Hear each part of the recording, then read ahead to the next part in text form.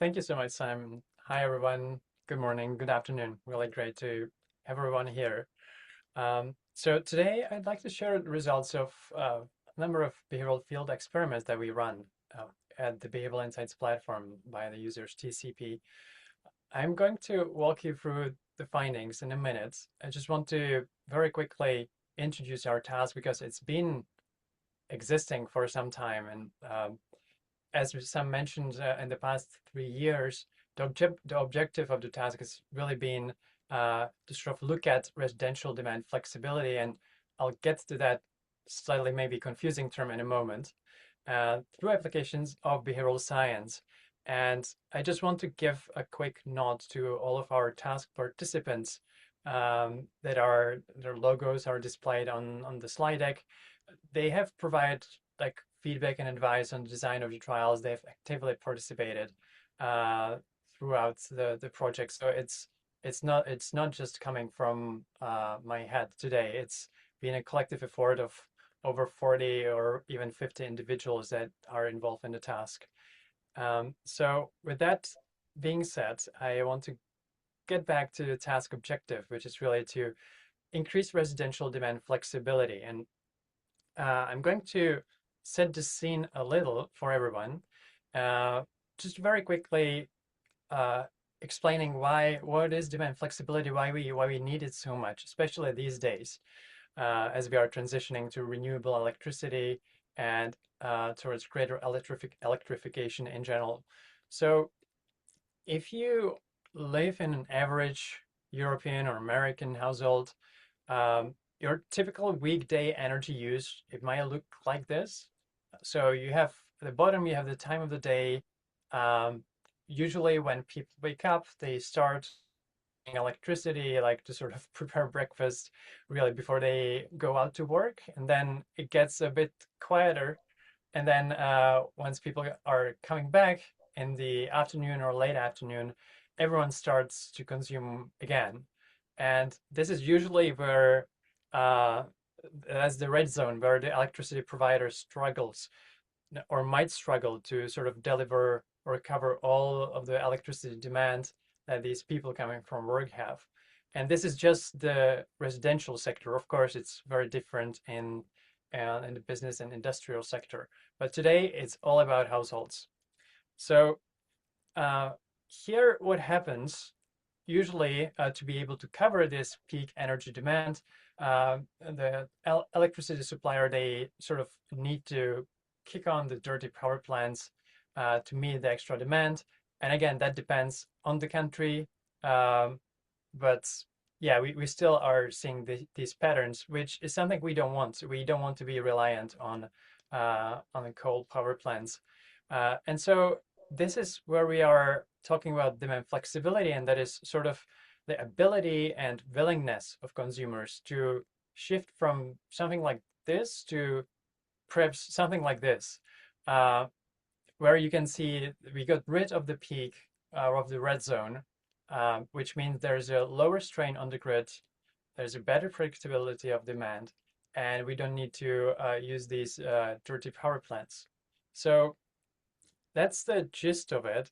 And of course, we need to, well, make this happen now more than ever. And here are just a few numbers I thought might be interesting to help us set up the scene for the trials that we run. Um, so why we need to get more households to become flexible in when they consume electricity? First of all, countries over the world, they are becoming more and more dependent on electricity as we are turning away from coal. Uh, the demand for electricity is growing and growing, and more demand means sort of higher risks of not being enough for everyone, and sort of uh, electricity providers are needing to balance the grid with greater difficulty. So that's one statistic. Another statistic is that we are shifting more and more to renewable sources of electricity, which, of course, again, makes it rather impossible to turn on the wind power plant or make the sun shine more at times when we are in the red peak zone. Uh, that's sort of impossible at the moment. So that's another reason why we need to sort of motivate and empower households to be able to shift their electricity consumption to other times, particularly the times when there's a lot of wind blowing and sun shining and so on, because this will then immensely help the grid. And finally, there's an IEA net zero report that says, well, we need to improve our demand flexibility capacity by basically tenfold.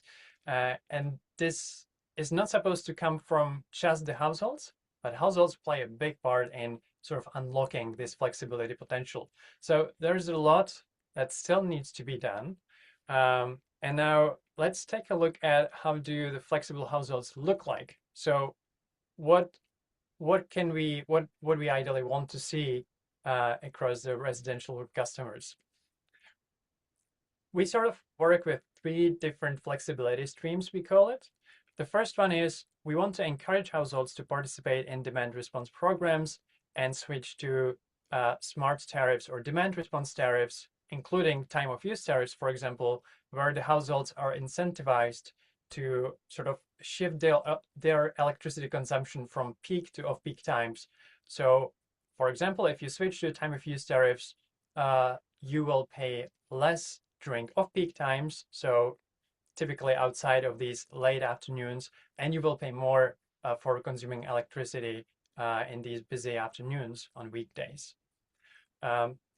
Another example of demand response program, so not tariff but demand response program, is something that we are seeing quite a lot these days in the UK, but other countries like Ireland, is these demand reduction programs where you sort of sign up as a consumer to the program managed by your utility or electricity provider, and then you are getting alerts or notifications at a day ahead, say, or it could be even a few minutes ahead of periods where the supplier thinks, oh, we are going to struggle with delivering enough electricity to your household. So you're sort of receiving this notification, and then it depends. Well, if you manage to reduce your consumption during that time, you might get some incentive out of it, so reduction in your next electricity bill, or it might be totally on a voluntary basis. It depends, again, differs based on the specific program. So that's the first stream, and I had an example here, and that is the household switching to time of use tariff. Then the second stream is adoption of demand response enabled technologies. It's a huge category. By these technologies, we mean things like electric vehicles, battery storage, but also things like smart thermostats. And here it's important to mention they are DR enabled, but it doesn't necessarily mean that they are contributing to demand response. So ideally, we just don't want to see households installing these technologies, but also using them well, so they consume less during peaks and possibly shift the peak consumption to off-peak times.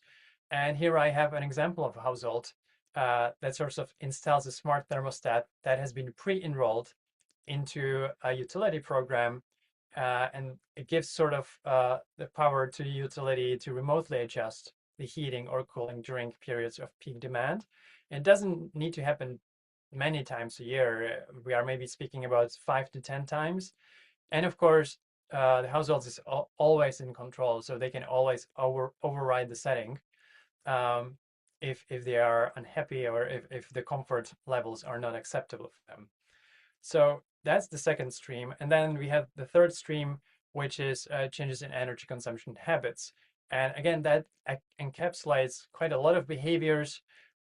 Here I have an example of a household that has solar panels and battery installed.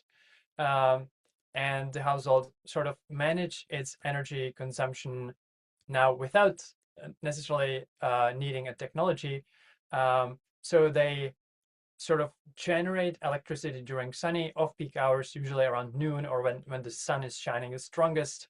They take this electricity, they store it in their battery storage, and then when the peak time arrives, they are not needing to consume electricity from the grid because they have that extra electricity stored in their battery. Or even if they have a surplus electricity, they might feed it back to the grid during peak times, which is even better for the grid. So that's the third stream.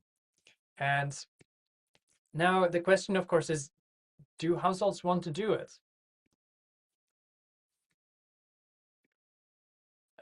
Okay. And the answer is, of course, it depends. There are a number of factors in play, and a lot of them are behavioral factors. So it is the economic incentives, like what do I get out of it if I participate? It's a lot about trust, especially for these automated technologies, like letting your utility to be able to sort of control your thermostat remotely. There's a lot of practicalities like the existing habits and routines, and other frictions in sort of enrolling into programs. For example, if the enrollment needs to happen through digital channels and your digital literacy isn't isn't like on a sufficient level, then you might struggle. So we've done quite a substantial work on this, and it is available in this guidebook that is being shown on the slide, that has been published a while ago. So it provides some sort of systematic overview of the different behavioral factors, motivators, and barriers that prevent people from participating in flexibility. Uh, there we also sort of come up with this framework on and the framework, so it is a system design and communications. It basically tells us there are sort of three levels on which we can apply behavioral insights to unlock greater flexibility. And well, of course, on the system level, it's the most complex, but also it has the largest potential to drive sort of unlock the biggest amounts of flexibility. And these are things like how do we ensure that the smart appliances like the smart thermostats coming to the market are working seamlessly with smart tariffs or with other smart technologies. Can we sort of mandate that so people don't struggle when they are trying to connect the devices together, and they can participate without any hassle? It might be also appliance standards, things like how do we sort of can it be mandate that some sorts of inefficient appliances or not appliances that are not demand response enabled, like can we phase them out slowly out of the market? So these are the sort of bigger factors, and there's loads of them under the system category. Then we go to design, and here we mean things like how do we design these flexibility programs and tariffs in a way that is most appealing to customers? How do we ensure the incentives are attractive and the overall experience is engaging? And finally, it's the communications level. So how do we present these tariffs and programs and technologies to customers? What sort of benefits do we need to highlight to make the prospect or the proposition appealing to customers? So these are the three sort of main levels on which we are looking to apply the behavioral insights. And one limitation of the guidebook that we wrote a while ago is most of the evidence we reviewed is correlational. So it doesn't really, there haven't been too many field experiments that could provide some sort of causal evidence on whether we apply these behavioral strategies into communications design and system levels, if it really drives increased participation and engagement in residential demand response. So now I'm finally getting to the field experiments, and thank you for bearing with me through this introduction. We set out to the field and we partnered with 5 different electricity providers or energy providers in the participating countries. So that was Canada, Ireland, the Netherlands, and the UK. And with each of the 5 suppliers, we got 2 suppliers in the UK. We run a trial, and the trials, they focused on different things, which was in part done by the different set by the different priorities of the electricity suppliers, but everything like falls quite nicely into these 3 flexibility pathways that I've just mentioned. So we run most of the trials in the first pathway, which is encouraging participation in demand response programs and switching to time of use tariffs. And as you can see, we have three trials in there. 2 of them are still in progress. So I might need to focus on the first one for today because that's where we have the most findings available already. And you can also see the small icons, which basically denote what sort of behavioral interventions we were able to run in collaboration with the energy provider. So the one I'm going to talk about mostly today The first one that involved some behavioral communications, but also sort of designing the tariffs, the time of use tariffs, and experimenting with different types of time of use tariffs. Whereas the other two experiments, they've been mostly about communications. Then I'm going to talk about another trial we've done that is focusing on demand response enabled technologies. And that is a trial we run in Canada with a partnership with a Canadian utility that focus exactly on the example I've given earlier. So how do we increase uptake of thermostats that have been pre-enrolled into sort of this program where the utility can remotely adjust the heating temperature by a degree or two a few times per year when the sort of peak strain is the highest. And there it was mostly about communications. And then finally, I'm going to talk about a Dutch trial that focused on changing habits of owners of solar panels in households with solar panels installed, not necessarily batteries. And there we've been sort of co-designing a new program to give the solar panel owners some sort of feedback on how efficient they are in using and feeding in the electricity they generate using their solar panels. You might notice that there's no icon for the system level interventions, and this was done by a relatively short duration of the project. We had to prioritize low cost and quick interventions. So that's the primary reason. Okay. And now on to findings. Uh, so I'm going to stick to these three categories that I've mentioned, and I'm going to give you the highlights as our time is limited. So we sort of decided to give you the most interesting highlights. So first category is encouraging participation in, or sorry, enrollment for time of use tariffs. And that was done in the UK. And we tested several behavioral messages delivered over email in sort of effort to promote adoption or switching from standard tariffs to time of use tariffs. Okay, so which behavioral messages increase enrollment to time of use tariffs, or do they at all increase enrollment? We tested three different email variants, and I just gave in the subject lines. We will present the full text in the upcoming guidebook that will be available towards the end of the next month. But the gist of the three different emails was right what we can see on the screen now. So the first one, which we sort of named control, is simply emphasizing that the new tariff could help lower your electricity bills. Then we had a personalized savings estimate. So to each of the to every household, we sort of send an email with a personalized estimate how much they could save per year by switching to time of use. And then a third version was based on this exclusivity framework. So it was about you are eligible or you've been selected. You qualify for this new tariff that is just coming to the market. And you can make a guess. I think we won't do a poll here, but let's take a look at the results. So on this visual, what you can see on the left side of the graph, you can see the click-throughs. So how many people out of those who received an email actually clicked on it to sort of view the tariff offer and potentially switch. And you can see there's been massive impact, or the most effective version was the one focused on exclusivity. So there we had about 8.5% of people clicking through the email to view the tariff offer. And for the control, so the first one, we have about 3.8% clicking through, and the personalized savings actually backfired. So we had about 1.7% only clicking through. And I'll get to that in a second. And in terms of the signups, so again, the exclusivity framing led to the highest amount of switching. So about 2.3% of customers who have received the email switched to time of use tariff.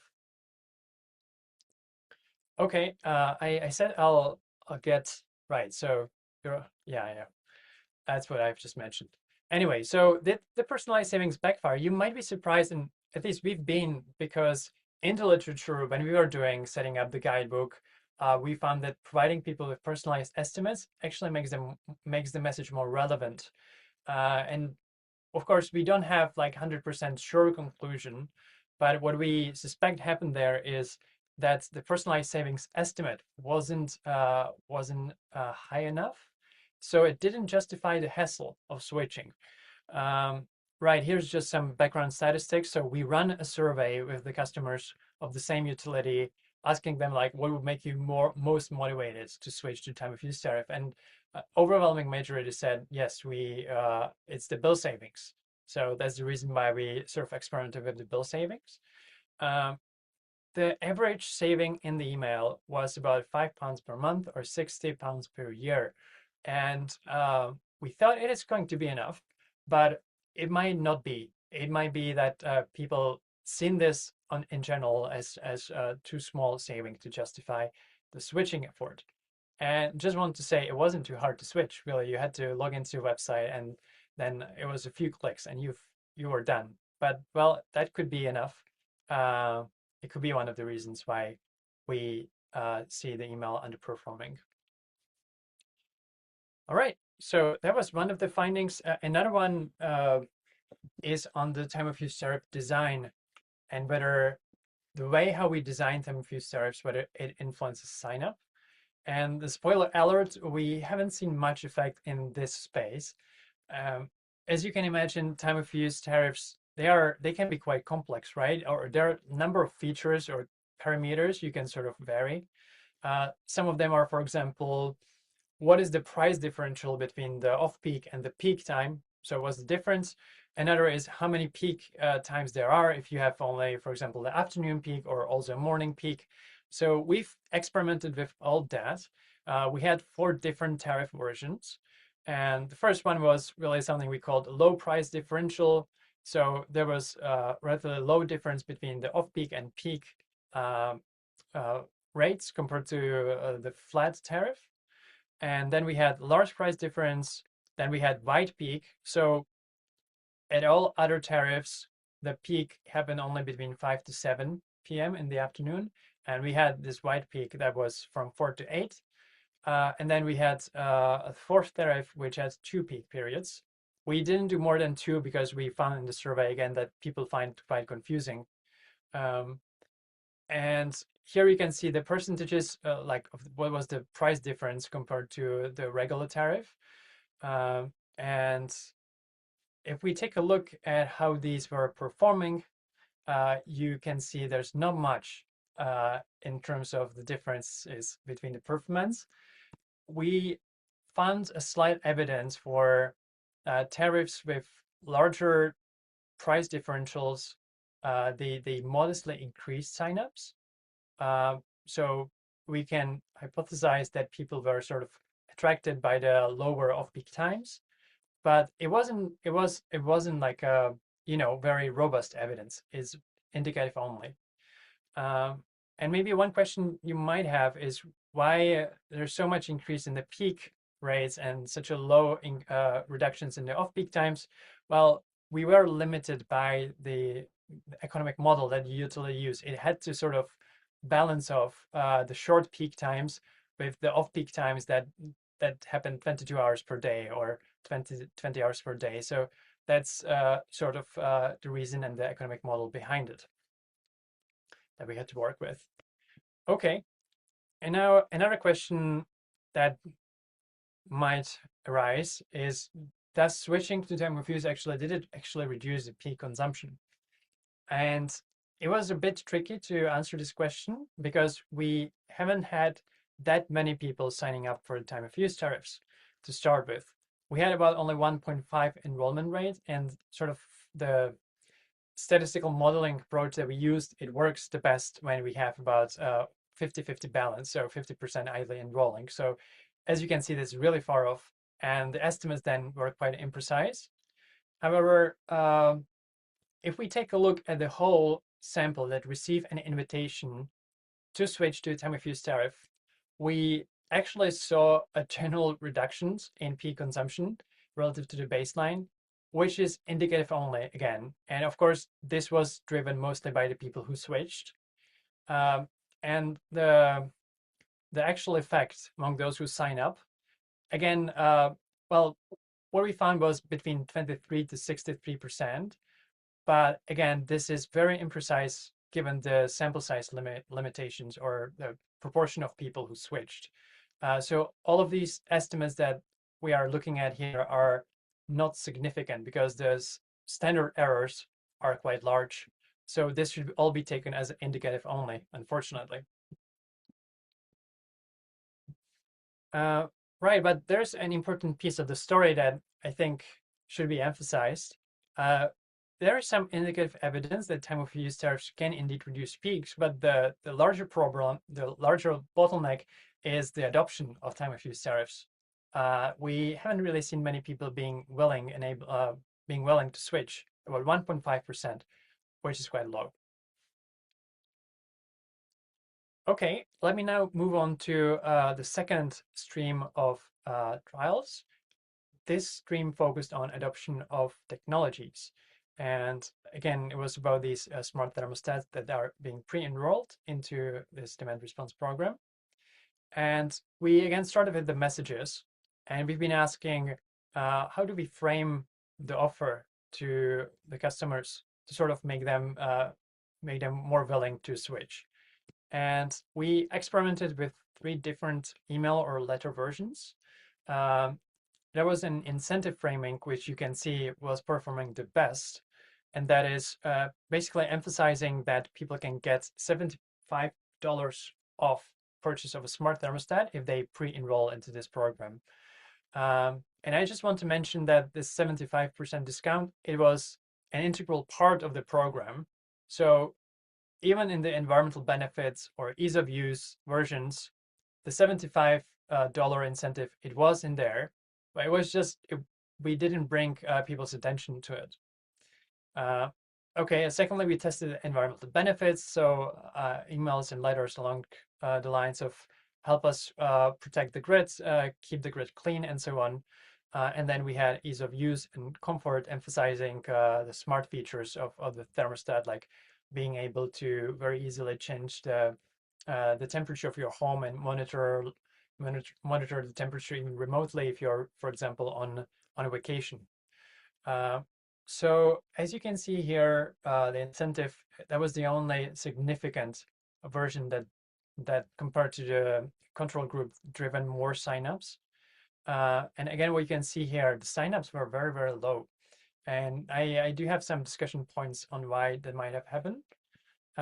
Before that, I just want to very quickly also show you the channel effect, because we've been experimenting with postcards and emails, thanks to the resources that have been provided by the utility that we work with. And there you can see that like using both channels produce stronger results, especially for, well, it was overall, it was about 0.05% increase. Sorry, it was 0.5 increase compared to the control group, but especially for the incentive version, we could see compared to the control group, it has almost quadrupled the enrollment rates. But again, it's a very important caveat that the enrollment was very, very low. And so why that might have happened? There are a number of reasons, and here I just want to give credits to the utility because they have been like provided really valuable insights into why that might have happened. Some of the reasons, well, there are 2 main reasons really. The first one is that it sort of require you or the household to have the infrastructure set up. You need to have a heating system that is compatible with smart thermostat. That's the first one, and that might be the biggest barrier for most. Then the sign-up channels, you've been only able to sign up through digital means, and so especially in the case of postcards, the journey was quite complex. You had to sort of scan the QR code or go to a website, and then you had to type in things manually, which again make it slightly complicated. And then a third reason was that the trial happened on a sample that has already like sort of, it wasn't the early adopter sample. Here in this cohort, we've been targeting the mainstream users because that was the priority set by the utility. And of course, it's very hard to engage the mainstream user with the smart thermostat feature compared to the early adopters, which have been already signed up on the program. So this is just a few discussion points. I'll have to move on. And again, I wanted to brought up this question because we felt it's quite important. So once customers installed these smart thermostats, uh, what was the behavior during the live demand response event? So when the utility actually remotely reduced the temperature or adjusted the temperature on the smart thermostat, did people override it? And we actually haven't found that evidence of people overriding it in general. It actually led to massive reductions in energy consumption for those households who were enrolled in the program. And what you can see here on the graph is, so in yellow, you have hours before the event, where you can see there's slight reduction compared to the baseline. So the baseline at the 0 point, that's sort of the average consumption of households without that are not being enrolled. So you can see it's slightly below baseline.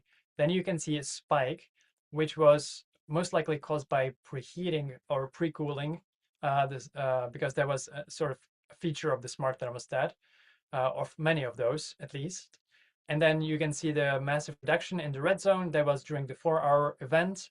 And then you can see that households actually consumed more straight after the event, but in the 9 to 10 hour periods, they were back to the baseline.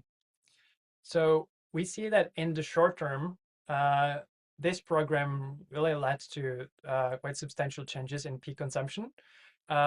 We also have been looking at the total energy use. We haven't found any differences compared to people without smart thermostat. We've been also looking into long-term effects, but we haven't found any. So it seems like very useful tool for sort of reducing the peak usage at critical peak events. And again, worth raising the point, the adoption is the main bottleneck here of smart thermostats. Okay, let me end up with the Dutch trial that focused on something slightly different. And again, here, compared to the communications only trials, we had the freedom to sort of come up with a more substantial intervention. And there, what we've been looking at is whether providing solar panel owners with some sort of feedback, or we call it solar efficiency score, actually leads to solar panel owners being more conscious in using the electricity they generate. And maybe just to mention in the start, in the Netherlands, there's quite a substantial challenge of many households with solar panels sort of generating a lot of electricity during off-peak times, usually around noon or between 10 in the morning to 3 in the afternoon, because this is when the sun is shining. So there's a surplus of electricity, and most of that electricity that is being generated by these households, it needs to be fed back to the grid because the penetration of home batteries, it's not huge. So what we are seeing is that the grid receives so much electricity during off-peak hours from the solar panels that it is actually contributing quite substantially to this balance. And so there, what we've been trying to do is through the solar efficiency score, we sort of gave people an indication what percentage of the solar electricity they generated, what percentage they self-consume, which is something that we wanted, versus what proportion of electricity they sort of fed back to the grid, which is something we don't want. Cool. And just to very quickly explain, you can see the example on the right. So the solar efficiency score, it says 14%. That basically said your household self-consumed 14% of the solar electricity it generated. and the remainder, the 86%, was sent to the grid. And just to give you some sort of a benchmark, about 40% or 30 to 40% score is like a very efficient household. So if you self-consume between 30 to 40%, that's very efficient. Okay, so that's the explainer. And now we send this invitation to view the solar efficiency score to about 20,000 customers. Out of those, about 18% view the score. So that's quite a good engagement. And then 10% out of those 20,000, they sign up for additional tips on how to improve their score. And we deliver the tips through 3 monthly newsletters. Okay, so first question is, did it had any impact on how much electricity they used during peak from the grid? I mean, not the solar electricity generated. And we found it had an effect. And again, this is just the intent to treat effect. So to all of those that we sent this calculator invite, we saw reductions in the peak consumption per day. It was, again, quite slow. Quite small, about 1.5% reduction. And again, it was driven primarily by households who actually use the calculator and sign up for the tips. I have that on the next slide. But even on the intent to treat level, we saw this effect was statistically significant.